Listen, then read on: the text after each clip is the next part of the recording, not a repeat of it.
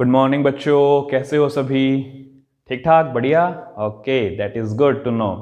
Okay, तो हम कर रहे थे some basic concept of chemistry, that chapter belongs to class 11th, और उसमें हमने आज क्या करना है? हमने करना है स्टोइशियोमेट्री के बारे में। इससे पहले हमने क्या किया था? हमने किया था empirical formula and percentage composition के बारे में। तो उसका लिंक कहाँ मिलेगा आपको? डिस्क्रिप्शन में, वहाँ पे देखिएगा, सीखिएगा। ऑल्सो ये टॉपिक हम क्यों पढ़ रहे हैं? ये टॉपिक हम इसलिए पढ़ेंगे ताकि हम ये पता कर सके कि किसी केमिकल रिएक्शन में किसी भी रिएक्टेंट या प्रोडक्ट की अमाउंट हम कैसे पता करेंगे अगर हमें किसी दूसरे स्पीसीज की अमाउंट दी गई हो तो उसको पता करने के लिए हम यूज करेंगे अपने मोल कंसेप्ट का भी। ठीक है, तो हमने ये पढ़ा है मोल कंसेप्ट में कि वो किस तरह से रिलेटेड है मास के साथ, नंबर ऑफ पार्टिकल के साथ और वॉल्यूम के साथ। ठीक है, तो मोल जो है वो रिलेटेड होता है मास के साथ, यही मोल रिलेटेड होता है वॉल्यूम के साथ भी, और यही मोल रिलेटेड होता है नंबर ऑफ पार्टिकल के साथ भी। और बाद में हमने ये भी पढ़ा था कि ये सब भी आपस में रिलेटेड है। मतलब अगर मुझे एक पता है तो मैं दूसरे को फाइंड कर सकता हूं।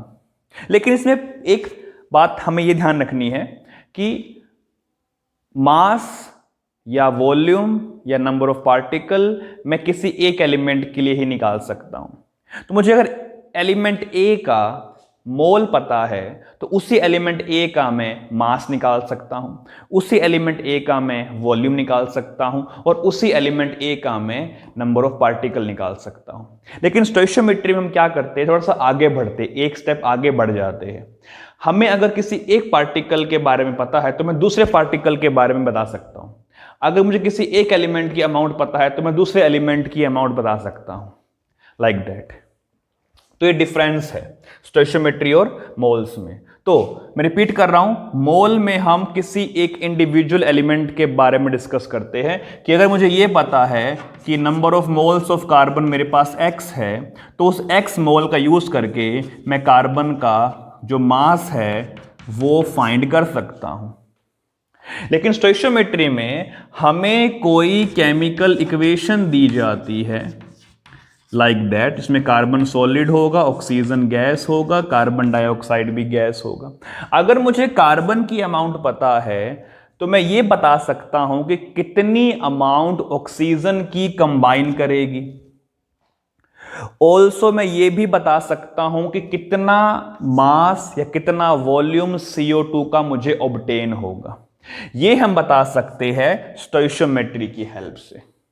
ठीक है, ये हम बताते हैं सिंपल मोल कंसेप्ट की हेल्प से। तो अब हम मोल कंसेप्ट को स्टोइशियोमेट्री में इंट्रोड्यूस करवाएंगे।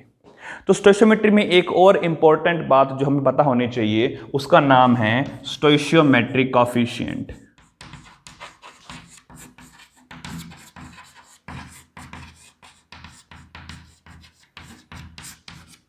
ठीक है, ये क्या होते हैं? सबसे पहले मैं लिखता हूं एक केमिकल इक्वेशन। तो मान लीजिए मेरे पास एलिमेंट ए है, एलिमेंट बी से कंबाइन करके बनाता है element C and element D. तो this is any chemical equation.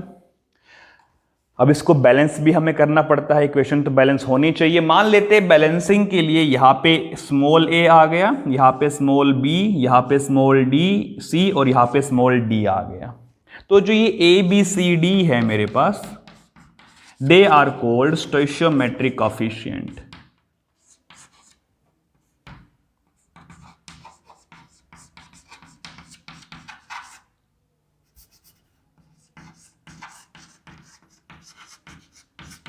ठीक है, जिसमें A और B are the stoichiometric coefficient of reactant side and C and D are the stoichiometric coefficient of the product side।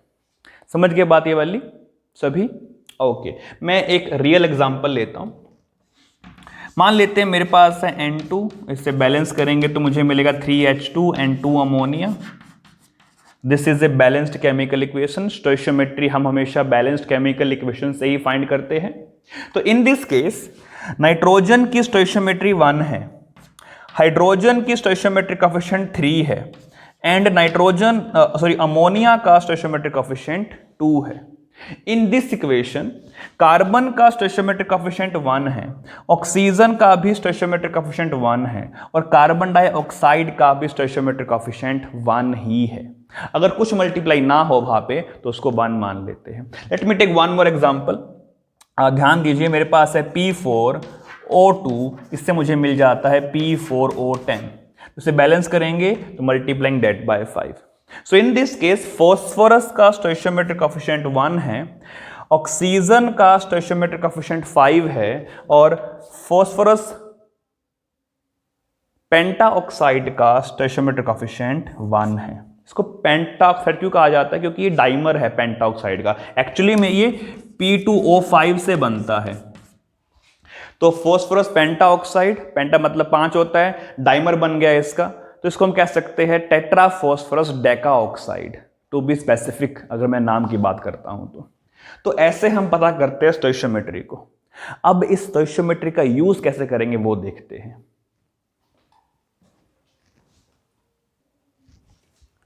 Okay बच्चे, तो भी हमने ये जान लिया कि स्टोइशियोमेट्रिक कोएफिशिएंट कैसे फाइंड करते हैं। तो अब ये चेक करते हैं स्टोइशियोमेट्रिक कोएफिशिएंट का हम यूज कहां पे करते हैं।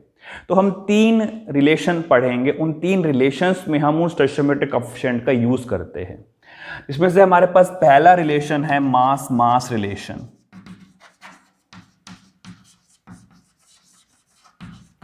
इसमें हम क्या करते हैं कि अगर मुझे किसी एक एलिमेंट का मास पता है इन ए केमिकल रिएक्शन, तो मैं दूसरे एलिमेंट का मास पता कर सकता हूं in the same chemical reaction if I know the stoichiometry of each species.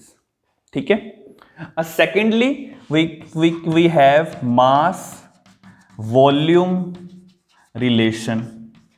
इसमें अगर मुझे किसी एक एलिमेंट का मास पता है तो मैं दूसरे एलिमेंट का वॉल्यूम फाइंड कर सकता हूं, बट कंडीशन ये है कि वॉल्यूम हम हमेशा फाइंड करते हैं गैसियस सब्सटेंस का। अब अगर मेरे पास गैसियस सब्सटेंस है तो मेरे पास कंडीशन भी फिक्स होनी चाहिए, तो there must be some fixed conditions. और अगर हमें कोई भी कंडीशन नहीं दी गई है तो डिफॉल्टली या डिफॉल्ट केस में हम STP कंडीशन को मानते हैं। If I have not been given any condition तो मैं उसे STP कंडीशन ही मानूंगा।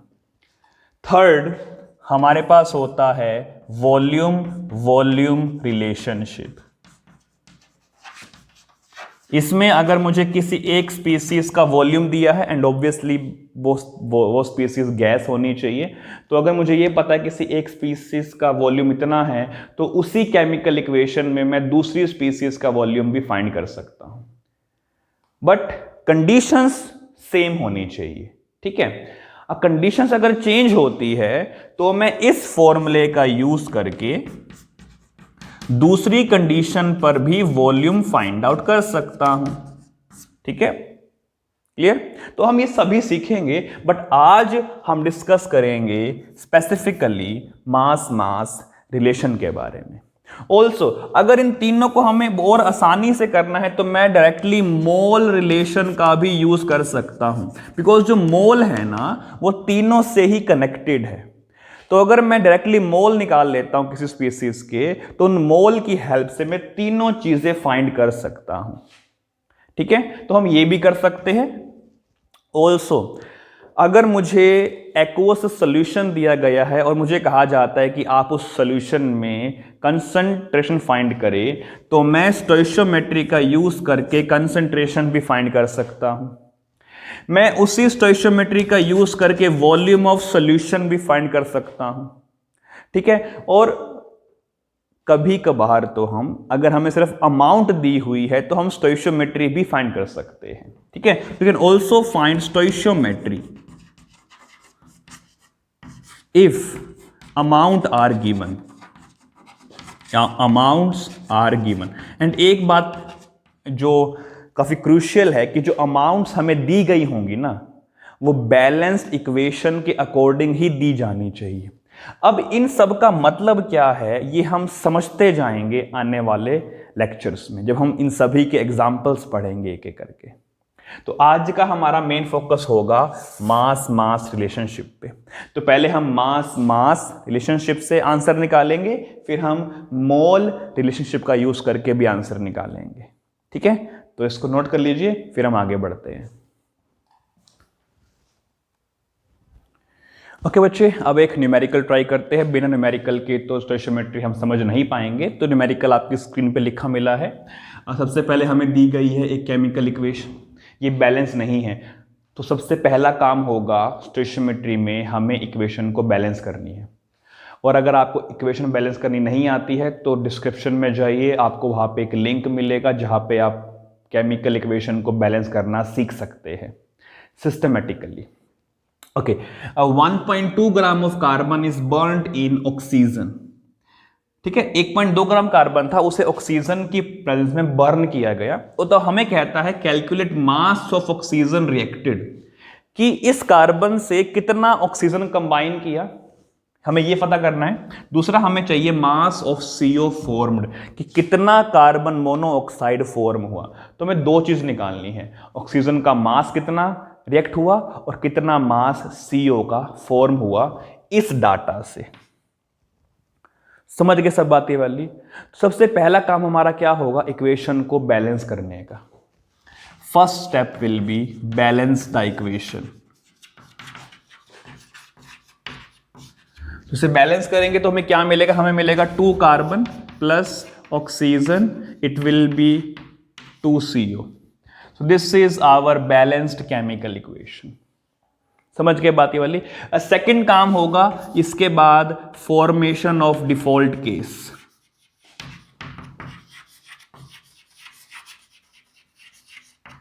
अब ये डिफॉल्ट केस क्या होता है?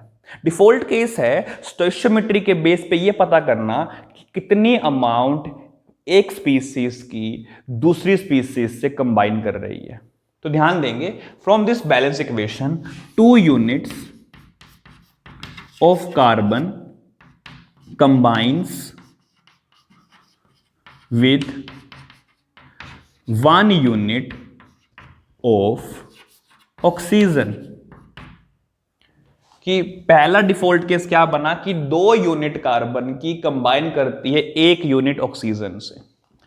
दूसरा केस क्या बनेगा कि 2 units of carbon gives me 2 units of CO, कि 2 यूनिट कार्बन की मुझे देती है 2 यूनिट CO के। CO मतलब carbon monoxide. Third default case क्या बनेगा, that 1 unit of oxygen gives me 2 units of CO। तो 1 unit of oxygen gives me 2 unit of CO।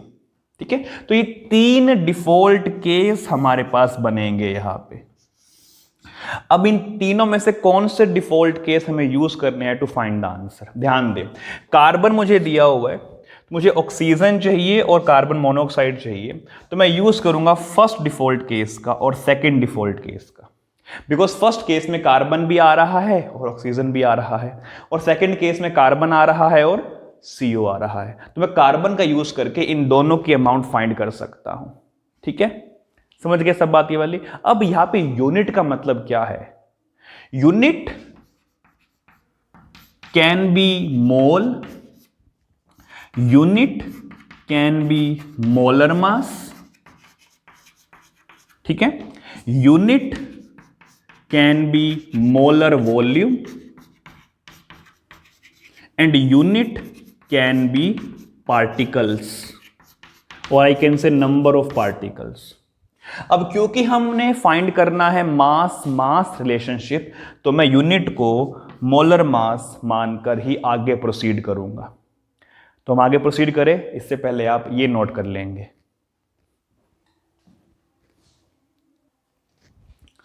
तो चलिए बच्चे क्वेश्चन सोल्व करते हैं। तो डिफॉल्ट केस यूज करेंगे।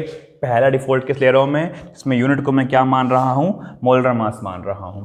तो मैं ये जानता हूं कि molar mass of carbon is equal to 12 gram and molar mass of carbon monoxide is 28 gram. तो 2 यूनिट्स, यहां पे यूनिट्स को मैंने क्या माना है, मोलर मास, तो 2 मोलर मास। तो अगर मैं मोलर मास को 2 से मल्टीप्लाई कर देता हूं तो मुझे मिलता है 24 ग्राम फॉर कार्बन।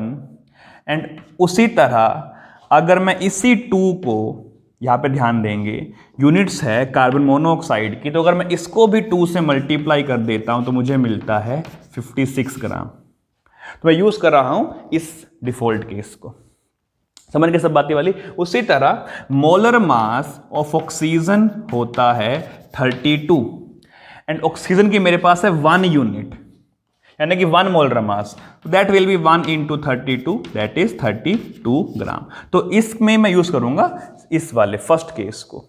तो पहले फाइंड करते हैं फर्स्ट केस में ऑक्सीजन का कितना मास कंबाइन करेगा। तो ध्यान देंगे यूजिंग फर्स्ट केस, तो दैट सेज 2 यूनिट्स मतलब 24 ग्राम of carbon. 24 gram of carbon combines with 32 gram of oxygen. ठीक है, यूनिट की जगह मैंने क्या पुट कर दिया, मोलर मास। तो 1 ग्राम of carbon will combine with 32 divide by 24 gram of oxygen. समझ रहे हो बात ये वाली, है ना? ओके, हमें कार्बन का कितना मास दिया हुआ था, 1.2 ग्राम।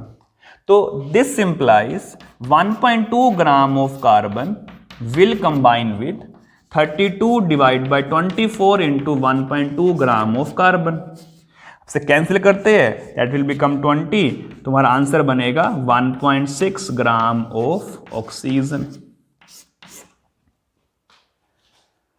समझ गए सब बात ये वाली? तो 1.6 gram of oxygen will combine with 1.2 gram of carbon. Clear और not?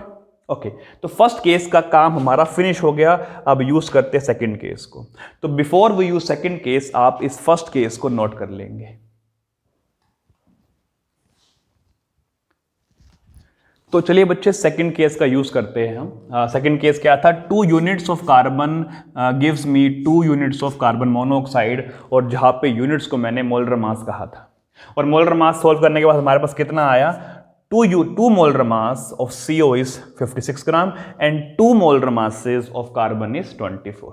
So from that default case, 24 gram of carbon gives me 56 gram of carbon monoxide.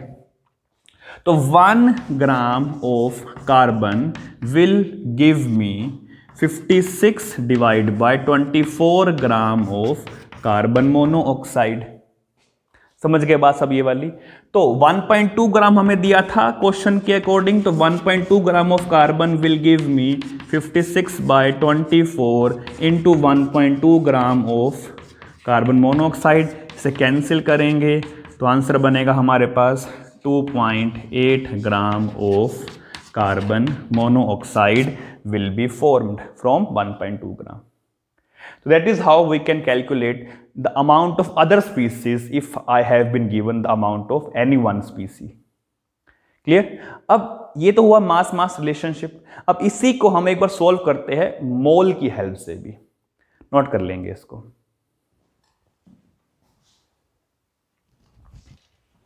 Okay, तो अब यूज करते हैं मोल कंसेप्ट को हम स्टोइशियोमेट्री के अंदर। ठीक है, तो हमें क्वेश्चन दिया हुआ था, हमारे पास बैलेंस इक्वेशन है, हमें चाहिए था ऑक्सीजन का मास और CO का मास। ओके, तो डिफॉल्ट केस सबको याद होंगे। अब उस डिफॉल्ट केस में मैं यूनिट्स की जगह पे मोल्स को पुट कर देता हूं। तो that says 2 mole of carbon combines with 1 mole of oxygen.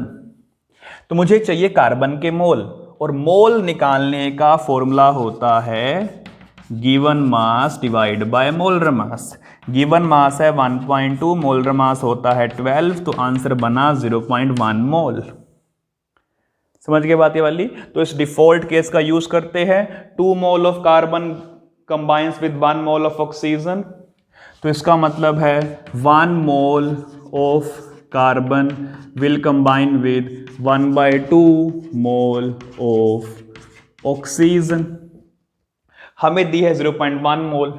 तो 0.1 मोल of carbon will combine with 1/2 into 0.1 mole of oxygen। समझ गए सब बात ये वाली? ओके, फिर से हमें मास चाहिए ऑक्सीजन का, तो हम इसी फॉर्मूले का यूज कर लेंगे। तो मोल होता है given mass divide by molar mass. Mole हमें दिए है 0.1 divide by 2, given mass x मान लेते हैं, मोलर मास होता है 32। On rearranging x will become 0.1 divide by 2 into 32, that will become 1.6 gram. ये वही आंसर है जो पहले आया था, है ना? बिल्कुल वही आंसर है। अब हम दूसरे डिफॉल्ट केस का यूज करके कार्बन मोनोऑक्साइड की अमाउंट भी निकालेंगे, इसे नोट कर लेंगे।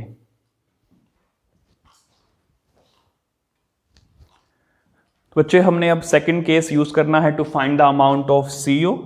डिफॉल्ट केस लिख दिया है मैंने पहले ही। 2 मोल कार्बन से मुझे मिलेगा 2 मोल कार्बन मोनोऑक्साइड, और कार्बन के मोल हमने फाइंड किए थे 0.1। Okay, that says 1 mole of carbon will combine with 2/2 mole of carbon monoxide, and 2/2 तो 1 होता है, तो 0.1 mole of carbon will give me 2/2 into 0.1 mole of carbon monoxide। ये 1 हो जाएगा, तो that means mole of carbon monoxide comes out to be 0.1 mole। हमें मास चाहिए, तो मोल होता है given mass by molar mass. Mole है 0.1, गिवन मास x मान लेते हैं, molar mass of carbon monoxide 28 होता है, तो x हमारे पास बनेगा 2.8 gram, and that is the same answer जो हमने पहले फाइंड किया था मास मास रिलेशनशिप से। ठीक है बच्चे, इसे नोट कर लेंगे। ओके बच्चे, तो एक क्वेश्चन देखिए आपके स्क्रीन पे। ये क्वेश्चन आपका होमवर्क के तौर पर होगा। मैं बस समझा देता हूँ कि इसमें एक हिंट क्या दूंगा मैं आपको कि आपको किसे कैसे सोल्व करना है।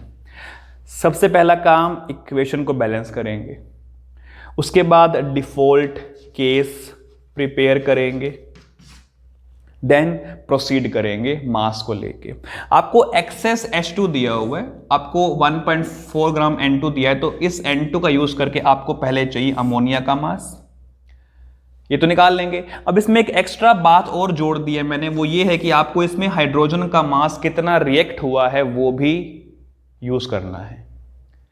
और कैसे करेंगे? डिफॉल्ट केस प्रिपेयर करेंगे ना, तो उस डिफॉल्ट केस में आपको कितना हाइड्रोजन रिएक्ट किया, कितने नाइट्रोजन से, वो डाटा मिल जाएगा। तो उस डाटा की हेल्प से आप ये फाइंड कर सकते हैं। ठीक है, इसे ट्राई कीजिएगा, सॉल्व कीजिएगा, थोड़ा दिमाग लगेगा लेकिन हो जाएगा। अगर नहीं होता है सॉल्व तो कमेंट सेक्शन में डालिएगा, and I will solve it in the next video. और नेक्स्ट वीडियो में हम पढ़ेंगे मास वॉल्यूम रिलेशनशिप के बारे में, देन फिर हम पढ़ेंगे वॉल्यूम रिलेशन के बारे में, and then we will study about limiting reagent, कैसे फाइंड करते हैं अगर हमें दोनों रिएक्टेंट की अमाउंट गिवन हो तो। समझे बात सब ये वाली? ओके, तो आज के लिए हम इतना ही करेंगे, अब बाकी हम पढ़ेंगे नेक्स्ट वीडियोज़ में। तब तक के लिए stay healthy, be safe, and by two all.